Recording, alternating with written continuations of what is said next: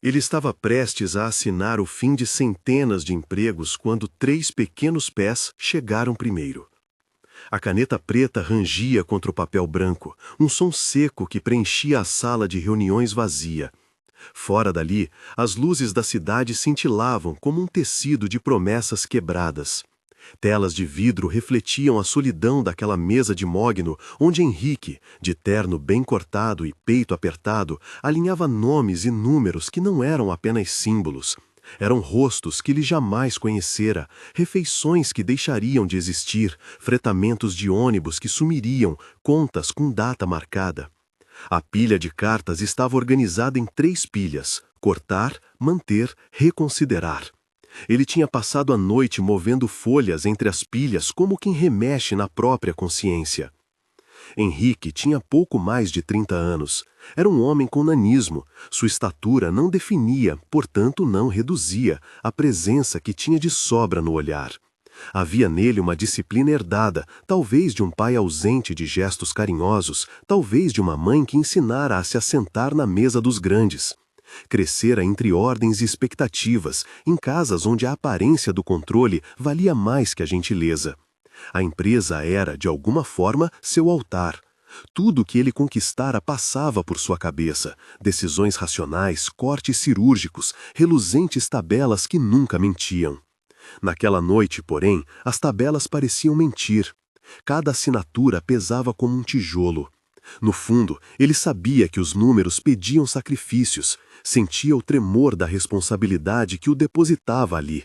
Mas também sentia algo mais: uma fissura, um rumor de culpa que não aceitava mais ser abafado por justificativas corporativas. A sala cheirava a café frio e álcool de limpeza. A gravata, presa com nó perfeito, pinçava o pescoço. Ele ajeitou a caneta, olhou pela janela e viu a cidade inteira ocupando o que restava da sua paciência. Foi quando a porta se abriu sem cerimônia.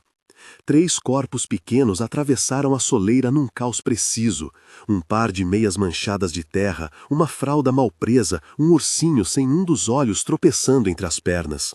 Clarice vinha atrás, os olhos altos e cansados, a camisola por cima de um casaco gasto.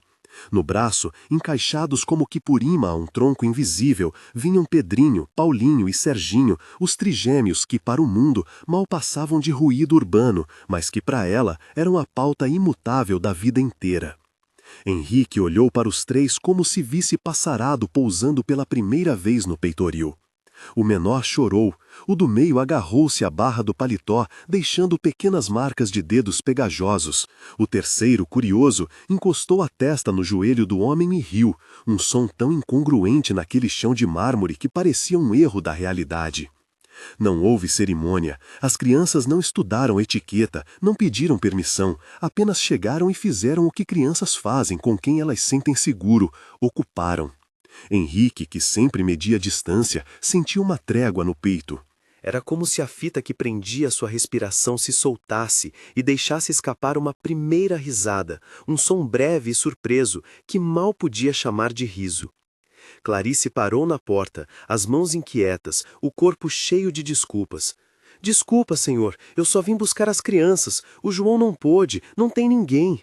A voz era baixa, mas firme. Ela não pedia esmola, explicava um fato: a vida dela havia sido feita de improvisos. O irmão João trabalhava à noite e a casa era um quarto alugado, dividido entre o que restava de dignidade e a necessidade. A situação vinha de meses de queda: uma doença que deixara o João mais lento por uns dias, um contrato de serviço cancelado, a escola que exigira pagamento que não veio. Clarice sabia costurar soluções rápidas, mas quando não havia linha, a costura rasgava. Henrique ergueu a cabeça.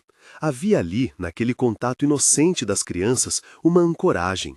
Não foi só a carícia no joelho, foi a sensação de ser visto sem subtexto, sem a etiqueta de patrão, sem a blindagem de posição, sem o prontuário de erros e acertos que ele carregava. Os meninos trouxeram consigo o cheiro de biscoito e gelatina, o barulho de brinquedos desafinados, a honestidade das necessidades. "Pode ficar", disse ele, antes de saber que o queria. A voz saiu pequena para um homem cujo mundo exigia medidas grandes. Clarice arregalou os olhos. Não era uma oferta pré-ensaiada, uma solução de escritório.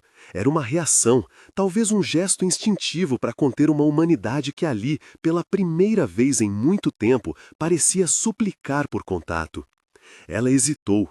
A vergonha vinha em forma de vai e vem. Ela sabia que a informalidade não se encaixava em contratos, que havia regras, receios de colegas, de patrões. Mas havia também a fome, a escolha de estancar o caos por uma noite e oferecer aos meninos algo que se aproximasse de segurança. A aceitação, quando veio, foi como um verbo simples. Ela pegou a mão do filho que segurava o casaco de Henrique e, com voz que tremia, perguntou: "O senhor realmente quer que eu volte para trabalhar aqui?" Ele viu naquelas palavras o peso de uma vida inteira numa indagação meia sussurrada. Havia necessidade de defender aquele não apenas como ato de bondade, mas como gesto que inteiramente mudaria rotinas. "Quero", respondeu ele. "Amanhã, no turno da manhã. Traga-os."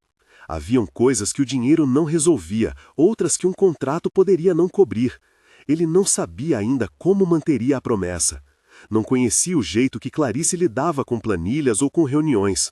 O que sabia era que pela primeira vez em meses um sorriso havia atravessado seu rosto. E não era apenas o alívio de um problema resolvido. Era o nascimento de uma possibilidade que o arriscava, que o tirava da moeda do lucro e o colocava no território incerto das pessoas. Seus olhos pousaram no ursinho surrado, que de algum modo parecia segurar a memória de algo mais antigo. Um pai que saía de casa e uma mãe que esperava. Henrique lembrou do próprio ursinho, de quando criança ganhou um presente simples em uma manhã em que nada mais parecia certo. Recordou de ter aprendido que um objeto pequeno pode carregar tanto consolo quanto uma promessa comprometedora. A caneta voltou ao papel, por um segundo. Depois, ele aguardou. Ali, diante de 3 meninos, ela não parecia mais ter o mesmo valor. Foi o primeiro sorriso verdadeiro em meses. Se gostou do início, siga o canal para não perder a história completa. Na manhã seguinte, a rua em frente ao prédio da empresa parecia um mundo mais tolerante.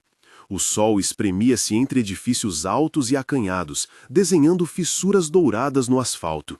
Clarice, com os trigêmeos enrolados no corpo, cada um com um pouco de papel colado no casaco, um sinal de improviso maternal, caminhou até a portaria.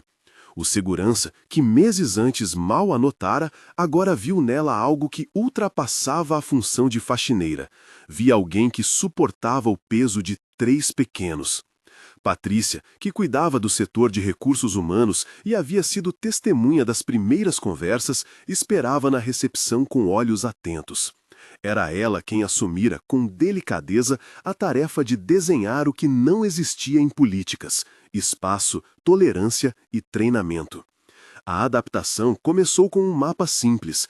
Clarice ficaria no prédio principal, com acesso restrito às áreas administrativas necessárias para o trabalho dela.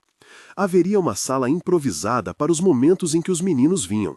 A proposta financeira contemplava um salário que não só pagaria parte das contas atrasadas, como permitiria ao menos um colchão mínimo de conforto.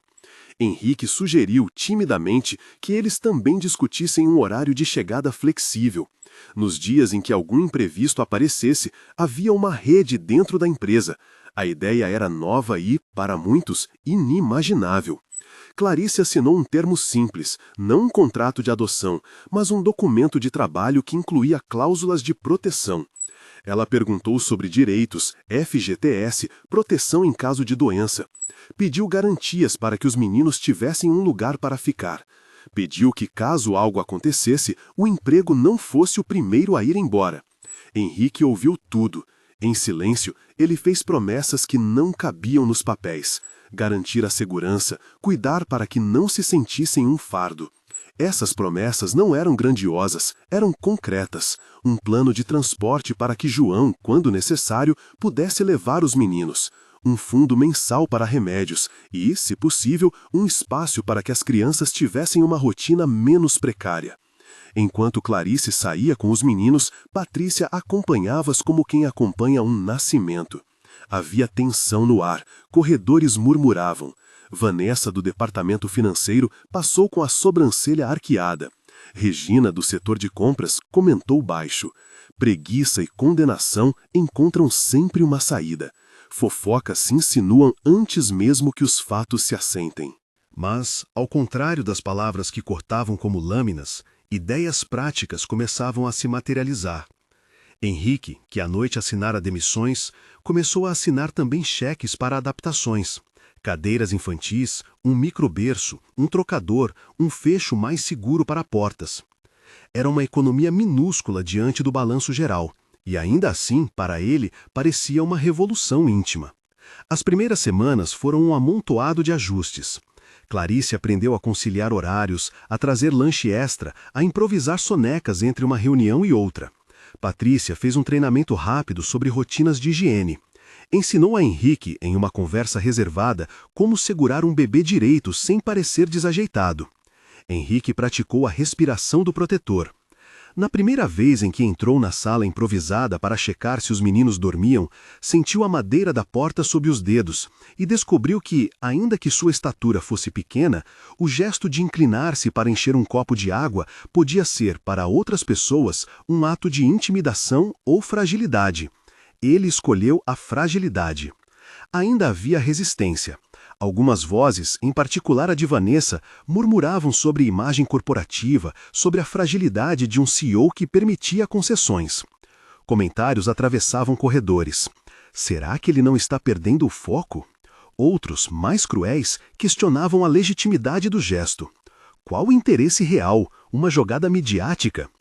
Paula, uma funcionária da limpeza que conhecia de perto o suor e a vergonha, olhava de canto e compreendia que nada era tão simples. Não se trata de fotografia, trata-se de responsabilidade. Henrique, por sua vez, sabia que sua decisão mexia em estruturas maiores do que ele. Ao criar pequenas facilidades, estava mexendo com códigos internos, com o tipo de império que sua família imaginara, uma máquina que não se perturbava por quem precisava. E de forma paradoxal, a coisa mais humana que fizera, abrir espaço para pessoas simples, começou a desorganizar o mapa do que significava poder. Seu pai, o homem de discursos curtos e olhos frios, jamais entenderia. Houve sim um velho amigo que o chamou de sonhador. Outros o acusaram de jogar fora a vantagem competitiva. Mas entre os papéis de críticas e elogios, o eco daquelas mãos infantis ainda o puxava como um ímã. Houve erros. A primeira vez em que permitiu que um dos meninos subisse numa mesa, Patrícia teve que intervir. Houve olhares de reprovação em uma reunião quando o barulho infantil invadiu a sala onde se discutia corte de fornecedores. Um relatório foi perdido porque uma canetinha foi aplicada no lugar errado. Clarice chorou uma noite no banheiro da empresa, secando o rosto com as costas da mão, e prometeu a si mesma que faria diferente. Henrique, que passara anos escondendo lágrimas, foi até a porta do banheiro, ficou do lado de fora, ouviu e não interrompeu. Aquele silêncio foi, talvez, o primeiro gesto de paternidade responsável. Não intervir onde não era chamado, estar presente onde faltava coragem. No fim do primeiro mês, algo mudou nos números. A produtividade não despencara. Os prazos, ao contrário do que previam os pessimistas, foram cumpridos. A equipe que recebia um líder que assumia riscos humanos começou a responder com lealdade. Alguns funcionários que antes se sentiam invisíveis passaram a se sentir vistos. A máquina corporativa, que deveria ser uma entidade sem rosto, começou a ganhar contornos de humanidade. Essas pequenas vitórias se somaram como contas que, ao serem pagas, começaram a transformar a imagem que a cidade tinha da empresa. Não só como geradora de lucros, mas como lugar onde as diferenças poderiam, talvez, achar acomodação. Henrique começou, devagar, a raspar camadas de si. Lembranças de infância brotavam em flashbacks que vinham sem ordem. O pai contando a história da fundação da empresa como se fosse um testamento. A mãe ensinando-lhe a fazer um remédio caseiro quando febre o rendia. O primeiro ursinho que ganhara na infância, guardado ainda numa caixa com cartas amareladas. Esses pequenos fósseis de afeto tornavam suas decisões menos calculadas e mais arriscadas, pois agora havia memória envolvida, e memória é algo que complica cálculos. Clarice, por seu lado, viu a vida mudar em pequenos degraus. Comprou um colchão melhor com a primeira parte de salário, registrou o João num posto de saúde para consulta preventiva, comprou um remédio para uma tosse que a criança do meio arrastava desde o inverno. Ela não deixou de ser prudente, conversou sobre pagamentos, fez contas com a ponta do lápis. Mas, em noites frias, quando colocava as crianças para dormir, fazia com os olhos cheios de um contentamento que não se compra com promessas. Numa tarde em que o outono já insinuava um ar mais frio, Henrique recebeu um telefonema que vinha de fora de sua rotina, a voz rouca e curta de sua mãe. Ela raramente ligava. Quando ligou, havia na fala uma estranheza de quem mede cada palavra como se fosse moeda. Henrique, disse ela, controlando o tom, recebi umas fotos, 3 meninos no escritório. O que está acontecendo com você? A frase, despretensiosa, tinha o potencial de um terremoto. A mãe Grele carregava o padrão da família: imagem, ordens, reputação. As fotos que circulavam não traziam contexto, apenas a cena de um homem junto a 3 crianças, e o imaginário foi rápido. A notícia chegara na velocidade de um rumor, e por trás dela vinham julgamentos. Henrique engoliu. Sentiu que o gesto que tomara estava ao mesmo tempo certo e vulnerável. Ele sabia que precisaria explicar. Não queria justificar a si mesmo, apenas apresentar os fatos. Havia, porém, a diferença entre explicar e impor. E uma conversa com a mãe seria uma travessia por arquipélagos de expectativas mal digeridas. Mãe, respondeu ele, com calma que a voz não tinha. Eles são os filhos da Clarice. Ela trabalha aqui. Eu ofereci emprego até que a situação dela se estabilize. Não é espetáculo, é cuidado. Houve um silêncio. Do outro lado da linha, a reação contida que se transformava em desalinho. Era o primeiro estalo que bateria nas paredes daquilo que Henrique começara a reconstruir. E, por mais que sua mãe exprimisse desaprovação, havia entre suas palavras também um medo antigo, o medo de que o filho reescrevesse a história que ela mesma escrevera, de que quebrou padrões de família, de que a imagem sozinha não era suficiente para manter o império. Ainda assim, a vida por enquanto continuou. Entre aprovações e murmúrios, entre acertos e tropeços, houve manhãs de sorriso e sinceros. Em uma dessas manhãs, enquanto as crianças desenhavam com giz num corredor, Henrique percebeu algo simples. A gravata que tanto o representara estava desajustada. Ele atirou, guardou num bolso e pediu a Patrícia que trouxesse um avental infantil que encontrara numa caixa para as crianças. Foi um pequeno ato, quase simbólico, mas que sinalizava que, naquele lugar, haveria espaço para o improviso humano. No final daquela manhã, Clarice, sentada num banco de praça durante sua hora de almoço, tocou o ursinho de um dos meninos e pensou em como seria, dali a pouco, dar mais passos. Tinha medo de perder tudo outra vez. Tinha também a sensação de que aquela oportunidade vinha com uma condição: fazer certo, aprender rápido, não falhar. E foi com essa mistura de esperança e medo que ela arrumou os meninos ao redor, deu-lhes biscoito, ajeitou a franja de um e os levou de volta para um prédio que, até então, ela apenas varria no final da noite. Quando Henrique a viu voltar, algo dentro dele ressoou como um sino. Não era só a confirmação de uma oferta, era a prova de que escolhas pequenas podem gerar mudanças que nenhum relatório previra. Ele sabia, contudo, que isso só começava. A cidade ainda tinha vozes prontas a criticar. Sua família vinha com cobranças. A empresa possuía mecanismos que resistiam a qualquer desvio. E, no horizonte, havia uma figura cuja reação poderia precipitar um terremoto maior. A mãe do milionário, a matriarca que, quando tivesse conhecimento total do que estava acontecendo, traria consigo não apenas palavras, mas toda a carga simbólica da herança familiar. Mas essa carga, por enquanto, era um ponto distante no mapa. O presente, com cheiro de biscoito e som de risos infantis ecoando pelos corredores, era o terreno em que se plantava a primeira semente.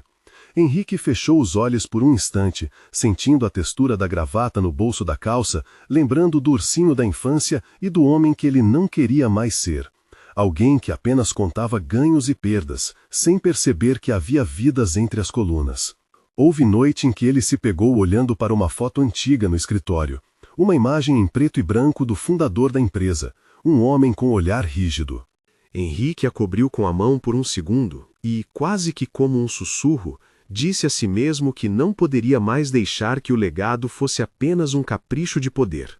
Sentiu medo do que isso poderia provocar, reveses, acusações, mácula na reputação. Mas sentiu também a convicção de que, se não ele, quem iria até os cantos mais frágeis e puxar aqueles corpos para perto? Foi aí que a próxima etapa tomou forma, não com o alarde de um comunicado, mas com o planejamento silencioso de quem calcula riscos e também mede o preço da coragem. Havia salas a adaptar, colegas a esclarecer, provisões a fazer. E havia um tipo de entrega íntima, de mostrar a Clarice e aos meninos que aquilo não era um favor político, mas uma mudança que exigia trabalho e compromisso. Quando, no fim de uma tarde, Henrique passou pela sala onde os meninos empilhavam blocos de madeira, Patrícia sussurrou: "Eles te esperam todo dia, sabe?" E Henrique de repente soube que aquela espera o tinha escolhido tanto quanto ele escolhera a eles. Sentiu que não se tratava apenas de acolher vidas, tratava-se de aprender a viver de uma forma que compensasse, finalmente, os silêncios de sua própria história. A trama, porém, começava a se espessar. Marcas do passado batiam na porta, vozes questionadoras se juntavam aos corredores, e na margem uma figura preparava a chegada. A mãe do milionário, aquela que guardava todas as certezas, não gostava de surpresas. Quando soubesse do que seu filho fizera, aquilo não seria apenas um comentário de família. Seria um desgaste de imagens, um ajuste de valores que ela talvez não aceitasse sem luta. Mas, por ora, isso era a antessala de algo maior. E enquanto a cidade descascava as horas e a empresa ganhava novos hábitos, Henrique, com as mãos manchadas de tinta por um quadro infantil que ele mesmo tentara decorar, pousou-se em frente a uma janela. Ao observar os 3 meninos brincando com um ursinho remendado, pensou no que teria de abrir mão para manter aquele abrigo. Um pouco de orgulho, muito de comodidade e talvez parte da aprovação que um dia imaginara essencial. A caneta jazia esquecida na mesa, o papel já amassado. Ele sorriu, não um sorriso calculado, mas um que vinha de dentro, e pela primeira vez em muito tempo, sentiu que aquilo que fizera poderia, por si só, redefinir não só sua empresa, mas quem ele queria ser. Os dias que se seguiram tiveram a densidade de quem aprende a andar num terreno novo. Cada passo exigia atenção, e mesmo as quedas serviam de mapa para evitar o próximo buraco. O que no início parecia um gesto isolado de compaixão foi tomando contornos de política interna e de redes de afeto, sem que ninguém, nem Henrique, soubesse bem até onde aquilo o levaria. Logo após guardar a gravata no bolso e observar os 3 meninos empilharem blocos de madeira, ele passou a dedicar parte das manhãs a entender detalhes que até então lhe escapavam. As decisões corporativas que tomara por anos cabiam nos números. Acolher vidas exigia algo que não havia planilha para medir: a previsibilidade da presença. De manhã cedo, entre cafés e reuniões, Henrique fazia visitas rápidas à sala improvisada. Observava a forma como Clarice ajeitava um cobertor, como Pedrinho reclamava da fralda molhada e como Paulinho inventava histórias que faziam Serginho gargalhar até soluçar. Havia um tremor no próprio corpo de Henrique quando precisou explicar sua iniciativa ao conselho. As palavras foram medidas, as justificativas econômicas calibradas para não parecer meramente emocional. Ele sabia que, naquele ambiente, fé sem números não resistia. Preparou gráficos sobre turnover, apresentou estudos sobre produtividade ligada ao bem-estar e destacou custos evitáveis de recrutamento. Mas também falou de algo que cifras não capturavam: a lealdade que nasce quando alguém se sente visto. Houve na sala de reunião alguns olhares céticos. Vanessa foi a face mais crítica naquele momento. E também houve quem escutasse em silêncio, repensando. Patrícia foi peça-chave dispersando ruídos. Hábil, ela combinou disciplina e ternura. Treinou Clarice para rotinas mínimas adicionais exigidas pelo ambiente corporativo, organizou uma lista de tarefas que respeitava a experiência dela, não a humilhava, e articulou com a manutenção um esquema de emergência para quando João, o irmão, faltasse. Patrícia conseguiu, sem alarde, criar uma trama para que a presença de Clarice e das crianças fosse tratada como assunto de equipe e não como um segredo que precisava ser escondido. Do lado de fora, a cidade rumorava. Almoços entre executivos murmuravam sobre imagem e risco. Mensagens anônimas nas redes sociais desenhavam versões da história que ninguém havia solicitado. Uma foto vazou. Henrique, sem gravata, sentado numa cadeira baixa, lendo um livro infantil enquanto os meninos se enroscavam em seu colo. A imagem circulara com legendas que iam do elogio ao escárnio. Aquilo acelerou algo que estava latente. A mãe dele, Dona Isabela, ficou sabendo. A chegada dela ao prédio não foi apenas a de uma mulher vindo visitar o filho. Era a entrada de um símbolo que carregava expectativas não ditas. Dona Isabela sempre comandava a família com a mesma leveza com que dava ordens, sem berrar, mas impondo o peso do que era considerado aceitável. Havia no tom dela o hábito de medir a vida pelos padrões herdados, reputação, posições e alianças. Quando desceu do carro, a sua presença era quase um aviso. Funcionários notaram e se recolheram, como se a casa recebesse uma visita de um juiz de família. O encontro ocorreu no início de tarde. Henrique a esperou numa sala modesta, tentando não permitir que o tremor da antecipação transparecesse nos dedos que mexiam no café. A mãe entrou vestida com uma elegância que parecia não pertencer àquela nova rotina. Casaco alinhado, joias discretas, olhar que buscava controle. Recebi umas imagens, disse ela, sem cumprimentar, como se já tivesse julgado a cena. O que significa isso, Henrique? Ele respirou fundo. Lembrou-se por um instante das noites em que o pai lhe ensinara sobre sacrifício e estratégia.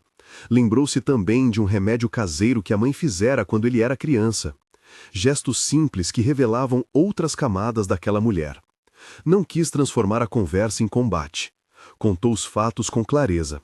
A oferta de emprego, as medidas de suporte, o esforço em estruturar um espaço seguro para os meninos. Falou das resistências, dos custos, dos benefícios que começavam a aparecer. Não glorificou o gesto, explicou. Dona Isabela ouviu e por um momento ficou apenas olhando para o filho. A rigidez que sempre o meteu medo deu lugar a algo mais confuso, surpresa talvez, ou uma raiva que vinha disfarçada de preocupação. Você entende o que isso causa? Perguntou ela mais para si do que para ele. A imagem, Henrique, a família. Eu entendo, disse ele, com calma contida.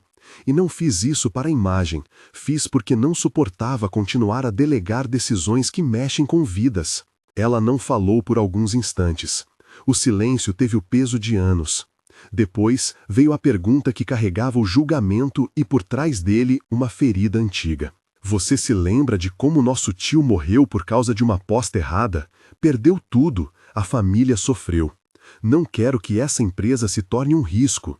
A voz dela se quebrou, não tanto pela figura pública, quanto por um medo íntimo herdado.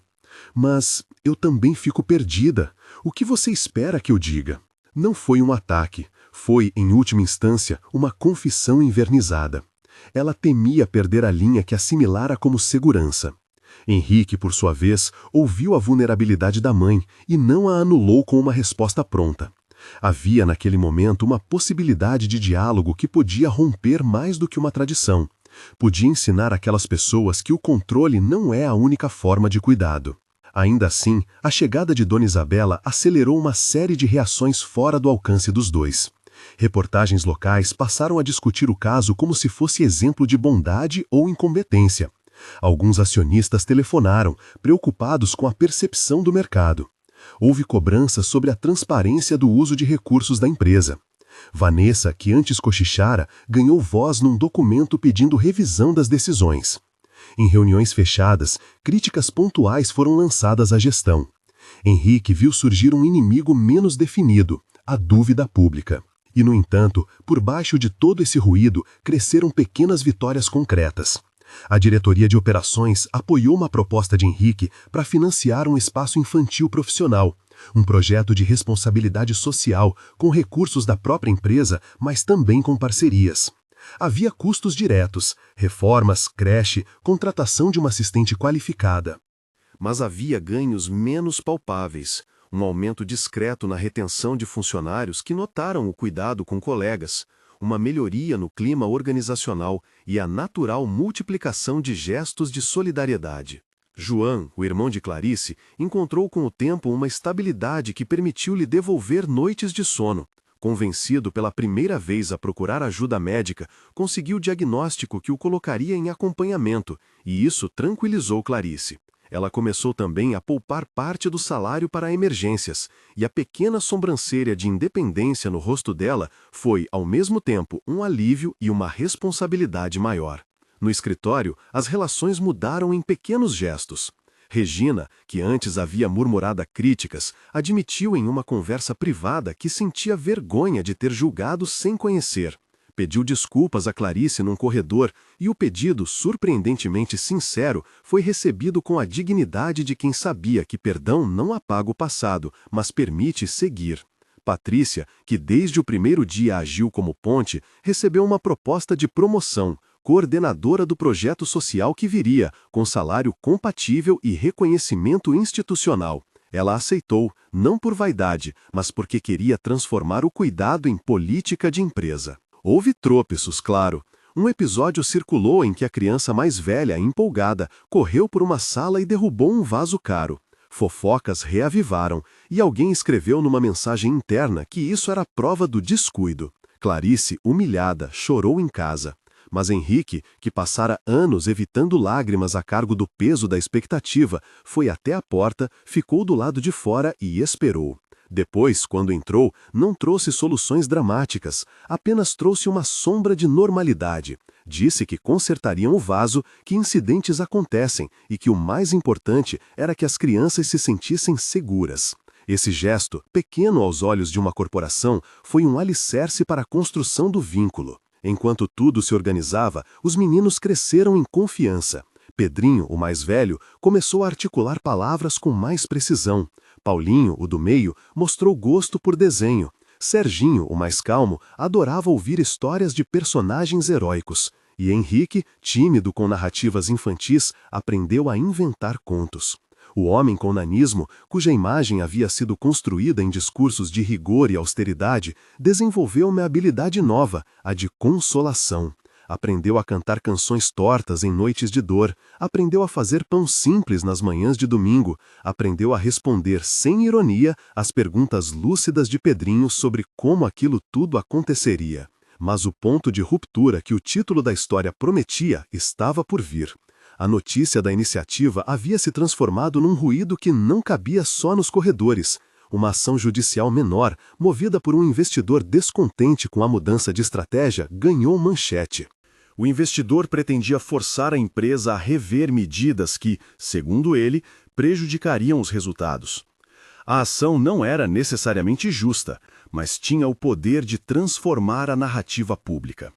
Quando isso ocorreu, Dona Isabela sentiu que estava diante de um risco que poderia se transformar em prejuízo real. Quis ver, tocar, entender. E então apareceu no prédio. A entrada foi breve, quase cinematográfica. Ela desceu do carro com um leve tremor no corpo que ninguém havia notado antes. Henrique a encontrou na sala de reuniões, onde insistiu que não queria que aquilo se transformasse em um confronto. Havia em seus olhos uma determinação para ouvir mais do que para combater. Eu vi as crianças, disse Dona Isabela, sem rodeios. E vi você, meu filho, presente. Mas não consigo entender a dimensão disso. Explique-me, como isso começou? Quem é essa mulher? Em que momento você decidiu que a família seria assim? A pergunta não era apenas sobre fatos, era sobre valores, sobre a história que ela havia passado a ele. Clarice também foi chamada para aquele encontro. A presença dela na sala foi mais pesada do que a própria cadeira em que se sentou.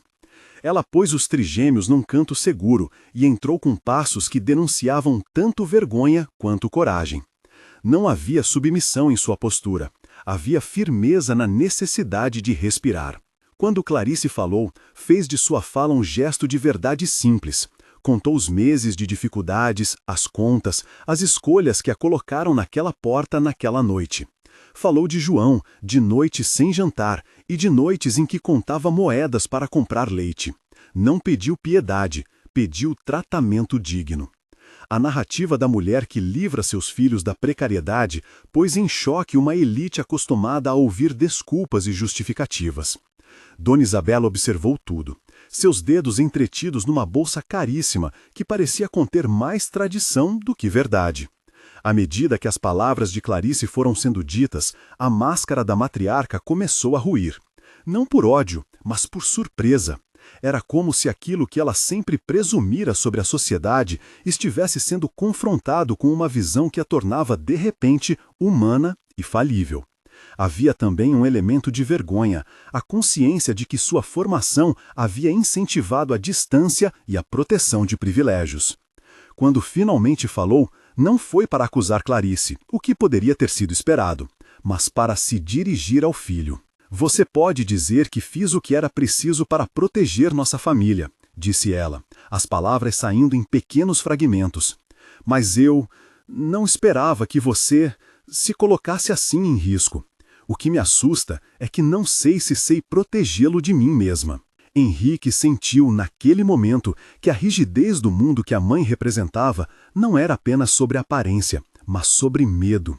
Ela havia sido treinada para decidir a partir da salvaguarda de uma imagem que, segundo ela, sustentava a segurança. Seu choque, quando percebeu a profundidade das escolhas do filho, não foi apenas moral, foi corporal. As pernas dela fraquejaram.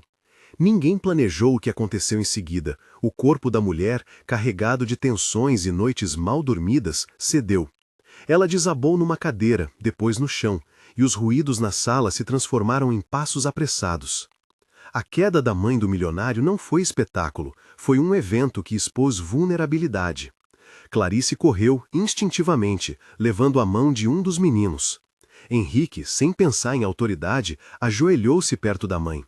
Patrícia chamou emergência e, num gesto que dava conta da urgência, buscou água e cobertores. Nos olhos de Dona Isabela havia, por trás do tremor, algo que não era raiva, era pavor. Pavor de perder o controle, pavor de que seu filho tivesse escolhido um caminho que ela não ensinara.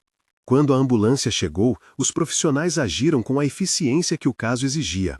Dona Isabela foi levada para observação. O episódio foi rapidamente classificado como hipotensão por estresse. Médicos explicaram aos presentes que a queda não significava invalidade moral. Mas para Henrique, aquilo foi uma das portas mais difíceis a atravessar. Sabia que sua decisão havia provocado dor naquela mulher, e que a dor tocava lembranças de família, de obrigações e de falhas.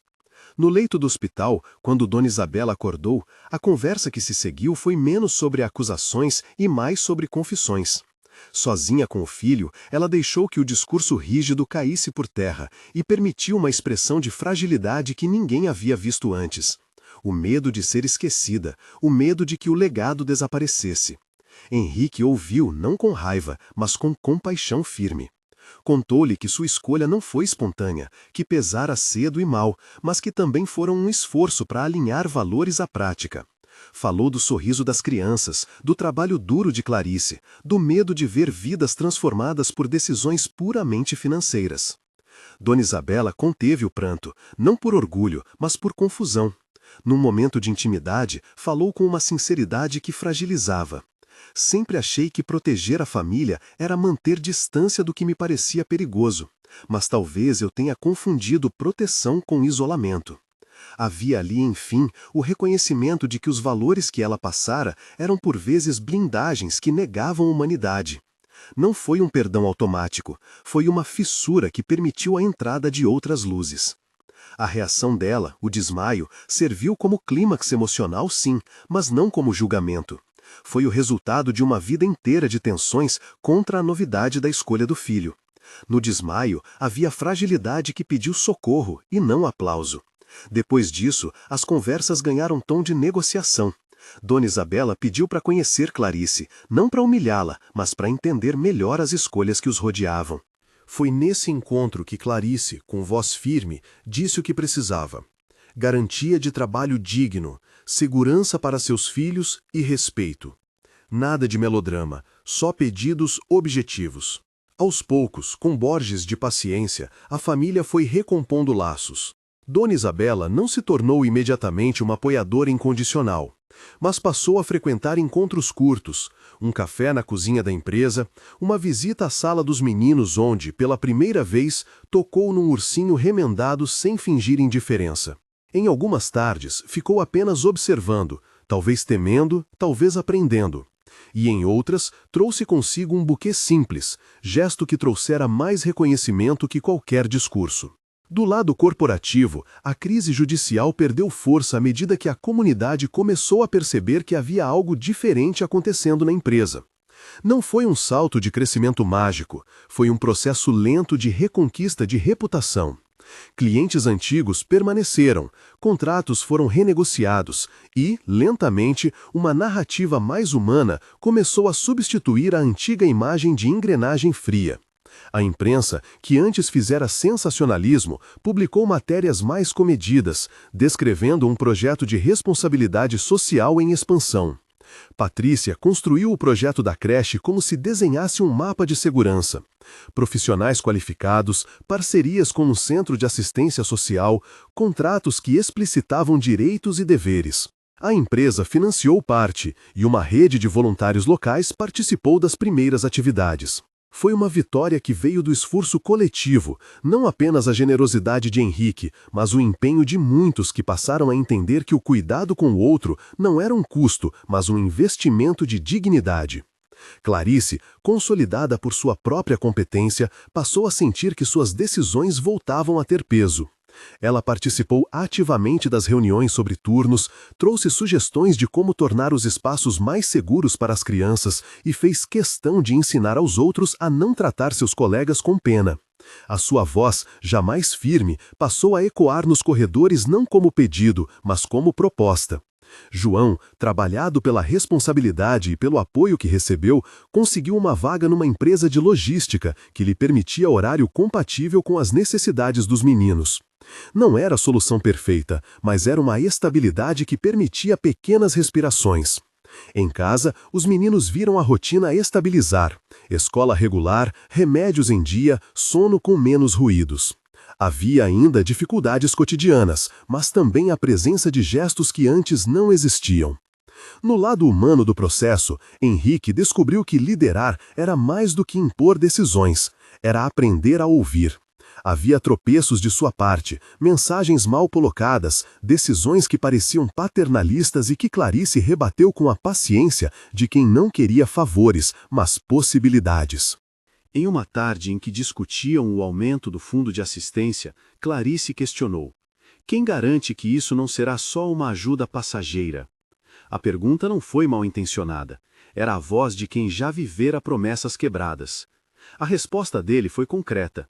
Um plano que incluía metas, auditoria e a criação de um comitê com representantes dos funcionários para decidir prioridades. Transparência passou a ser palavra-chave. Com o tempo, Vanessa, que inicialmente havia sido crítica, passou por um movimento mais íntimo. Em uma conversa franca na copa da empresa, confessou a Henrique que sua postura vinha de medo de ver a própria carreira ameaçada. Era mais uma confissão do que pedido de perdão. Eles conversaram sobre visões de mundo, e aos poucos Vanessa foi observando efeitos práticos. Funcionários menos absortos em conflitos, prazos mantidos e uma redução nos custos de rotatividade. Nada milagroso, apenas números que, ao serem acompanhados, não confirmaram os piores cenários.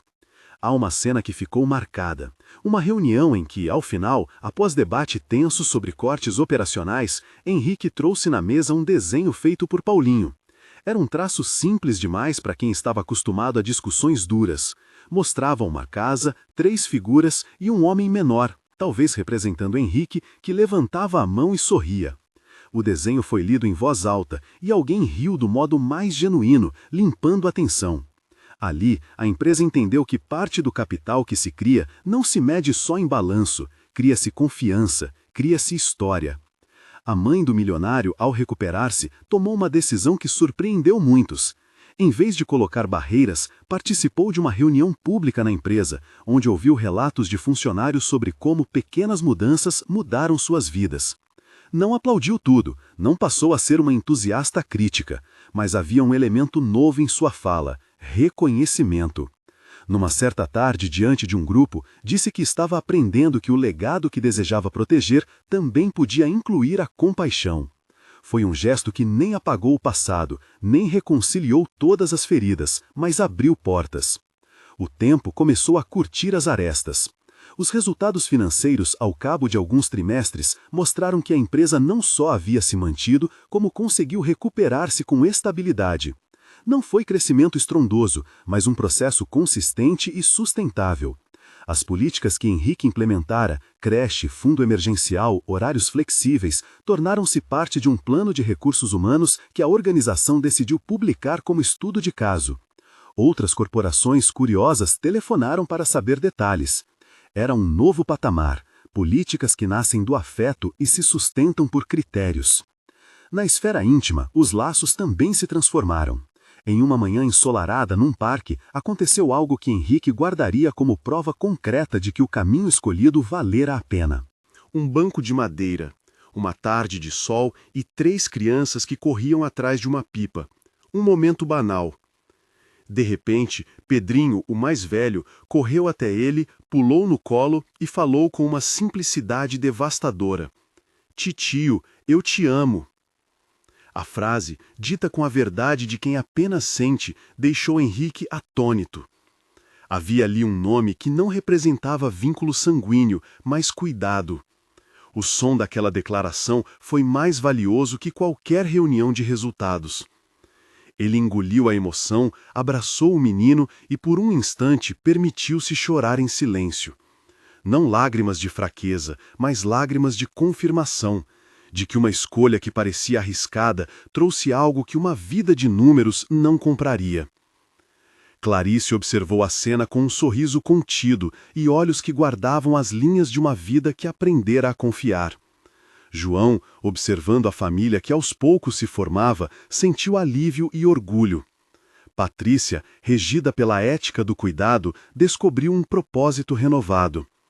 Dona Isabela, que agora aceitava um papel mais contido e menos controlador, aproximou-se discretamente, oferecendo bolos caseiros e conselhos paternalistas, que, estranhamente, pareciam suaves. Os meses seguintes consolidaram os passos. O projeto da creche abriu oficialmente, com horários compatíveis com a realidade de trabalhadores de diversos setores da cidade. A empresa instituiu um fundo de emergência que ajudou outros funcionários em dificuldade. Histórias de colaboradores que, antes invisíveis, ganharam suporte e possibilidades, começaram a surgir. Houve um reconhecimento público tímido. Um jornal local escreveu uma matéria sensível sobre a transformação institucional iniciada por um gesto que, a princípio, parecia singular. Pessoas de diferentes bairros passaram a ver a empresa como um agente que, pelo menos em parte, assumia responsabilidade social. Mas a narrativa não se fechou com um final romântico. A vida continuou a testar. Um momento de crise veio quando um fornecedor com quem a empresa mantinha relação antiga anunciou dificuldades e exigiu negociações duras. Henrique precisou novamente balancear a decisão entre proteger funcionários e manter solidez financeira. Reuniu a equipe e desta vez abriu os riscos e as possibilidades para debate transparente. Mostrou números, propostas e pediu auxílio de ideias. A decisão foi coletiva, cortes mínimos e renegociações que preservaram empregos. Foi um passo que exigiu sacrifício, mas também mostrou que quando decisões são partilhadas, encontram suporte. No fim, a lição repetiu-se. Transformação não é pacto mágico, é construção dia a dia, com erros e acertos. A empresa apresentou um balanço que, comparado a anos anteriores, continuava sólido. Não houve retorno imediato de lucros exuberantes, mas houve uma sociedade empresarial mais alinhada a valores de respeito. Anos se passaram com a cadência de quem aprendeu a cuidar. Os meninos cresceram, as brigas infantis tornaram-se discussões sobre deveres escolares. Clarice, agora com estabilidade, investia em cursos noturnos. João avançou em seu trabalho e conquistou pequenas vitórias. Patrícia exercia a coordenação do projeto e gostava de ouvir relatos de mães que recuperaram a confiança. Regina e Vanessa, que no começo foram críticos ou céticas, mudaram suas posturas depois de observar o impacto na equipe e no ambiente. A mãe do milionário, que antes representara o antagonismo, passou a ser presença ocasional que trazia bolos e histórias antigas, sem dominar a narrativa, apenas acompanhando. Num dia de tarde, quando o sol inclinava-se e o prédio jogava sombras longas no asfalto, Henrique teve uma conversa com Clarice, que, no íntimo, selava algo. Sentaram-se num banco do pátio. Os meninos, agora um pouco maiores, corriam com outras crianças. Ele falou da responsabilidade que era conduzir aquilo, não uma proteção paternalista, mas a construção de uma rede. Eu não quero que vocês se sintam dependentes de mim, disse ele, com a mesma honestidade que usara nas reuniões. Quero que tenham condição de escolher, de crescer, de errar e de aprender. Clarice olhou para ele e sorriu. Era um sorriso que dizia que ela já havia aprendido a lutar com as próprias mãos, mas que reconhecer a ajuda não diminuía sua força. Eu sei, respondeu ela, e não quero depender. Quero que meus filhos cresçam sabendo que trabalho é algo que dignifica. O que você deu não foi caridade, foi chance. A resposta foi simples, mas foi a síntese de uma transformação maior, a do reconhecimento da agência de Clarice. Nada nela se tornara subalterna, ela apenas ganhara mais recursos para exercer sua autonomia. O último capítulo daquelas voltas e reviravoltas veio com uma cerimônia modesta. A empresa inaugurou oficialmente a creche num evento em que compareceram funcionários, parceiros e moradores da região. Havia pequenos painéis com desenhos das crianças, cartazes feitos pelos alunos da escola vizinha e uma mesa de bolos caseiros que Dona Isabela havia contribuído. No centro do evento, uma mesa de fala, onde cada pessoa que se beneficiara do projeto podia contar um pouco de sua história. Henrique falou pouco. Contou, com voz firme e sem rodeios, que aprender que liderar significa se comprometer com a vida que sustenta a organização. Não foi discurso de herói, foi um trecho de verdade. Reconheceu os erros, falou das dificuldades e celebrou a persistência de quem havia ajudado. Clarice, ao subir para dizer algumas palavras, falou em nome de todas as mães que, por vezes, sentiam o peso do mundo no corpo. Sua fala foi simples, direta e cheia de dignidade. A plateia aplaudiu comovida. No final, quando as pessoas se dispersavam, Pedrinho puxou Henrique pela mão e sussurrou: Tio, você fica para ver minha apresentação amanhã? Henrique sorriu e prometeu. Pegou os 3 meninos no colo, fez um gesto que não era de posse, mas de afeto compartilhado, e percebeu com uma calma nova que havia aprendido a conviver com a incerteza sem que isso o paralisasse. Havia, no gesto, a compreensão de que a vida não se resolve num único ato, mas numa sucessão de escolhas sustentadas por coragem e trabalho. Anos depois, quando histórias como aquela se contavam em rodas mais públicas, não havia pretensão de moralizar. O que se mostrava era simples. Quando alguém em posição de poder escolhe proteger em vez de excluir, quando medidas concretas substituem discursos, vidas mudam. Não rapidamente, não sem custos, mas com profundidade. A última imagem que fica é de um sábado tranquilo. Henrique, sem gravata, sentado num sofá baixo, lendo um livro infantil enquanto Pedrinho encosta a cabeça no seu ombro. Paulinho dorme num cobertor remendado aos pés do sofá, e Serginho, com um ursinho surrado, olha para o adulto que foi capaz de convidá-los para uma mesa onde antes eles nem imaginavam estar. Dona Isabela passa pela sala, ajeita a manta de Clarice e sorri. Não há um final fechado, há continuidade. A empresa segue, as contas se pagam, há choques e acertos, mas algo essencial mudara. A escolha de alguém para colocar a humanidade no centro das decisões. E, entre as pequenas coisas que definem o cotidiano, uma frase de uma criança ressoa como epílogo e promessa. Titio, eu te amo. Henrique abraça os 3 como se aquela declaração fosse prova de que todo o risco valera a pena. Ele não deixou de ser executivo, tornou-se também alguém que mede decisões pelo peso que tem sobre vidas concretas. E isso talvez seja a herança mais duradoura, a de que poder pode ser também cuidado, e que o gesto de acolher abre espaço para que muitos outros aprendam a fazer o mesmo. Se essa história tocou você, compartilhe com alguém que precisa lembrar que gentileza e coragem podem transformar realidades. Comente qual momento mais te tocou. Sua palavra pode inspirar outra pessoa.